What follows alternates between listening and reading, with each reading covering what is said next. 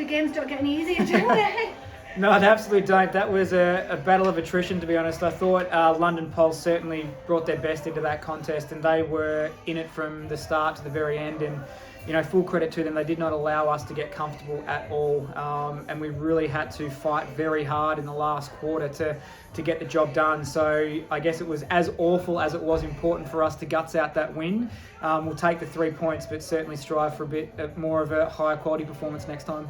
Was that one of the toughest defences we've come up against this season?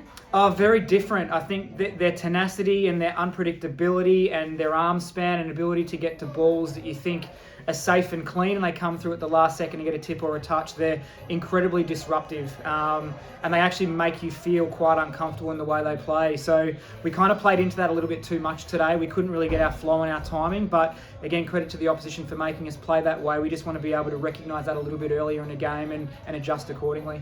How much did Jade Clarke's experience today count for you? Amazing, and all it took was a significant moment in the game to shift momentum into our way. And any time that things like that happen, Jade Clarke is always involved. And you could see from the side of the court she was gritting her teeth in the last couple of minutes of that game to make sure we got across the line. So experience is everything in pressure cooker games, and absolute value for money in Jade Clarke, that's for sure. Certainly entertaining games from your side, but would you prefer for your own stress levels that we don't leave it as close so much? Yeah, well, I think we're as a new team, we're proving to do a lot of different things, and we're proving to win tight tussles, perhaps not playing at our very best. We're proving to be really competitive against some of the top teams, but we probably haven't proven just yet how to own a game early and push on. So we want to make sure that that's the next little tick in the box for us in our development, and we'll see if that comes over the coming months. But really pleased to notch up our 5th win. And I think considering where we've been and what we've been going through, it's a good place for the team to be in, and learning how to win matches is important. We're able to do that, so we'll take the win tonight. And 2 big games over the last 2 days. What were the big learnings for you after those 2 matches?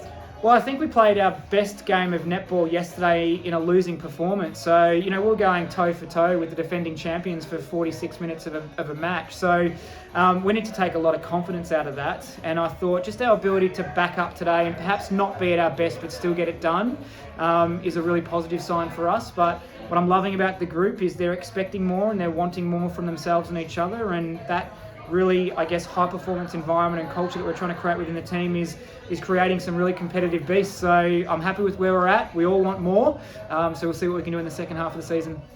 Week off now, does this come at a good time for you, and what's the schedule like for the next week? Yeah, I think so. So we've kind of put the season into blocks, and this is the completion of block 2. So we'll have a 3-day break now before we kind of get going again over the weekend. In preparation for Bath, our next encounter. So, we need to reflect on what we've done so far in our first 8 or 9 matches, and take stock, and I guess really just kind of deload a little bit physically and also emotionally to go again. So, 2 blocks down, happy with where we're going, and looking forward to a bit of a break over the next couple of days.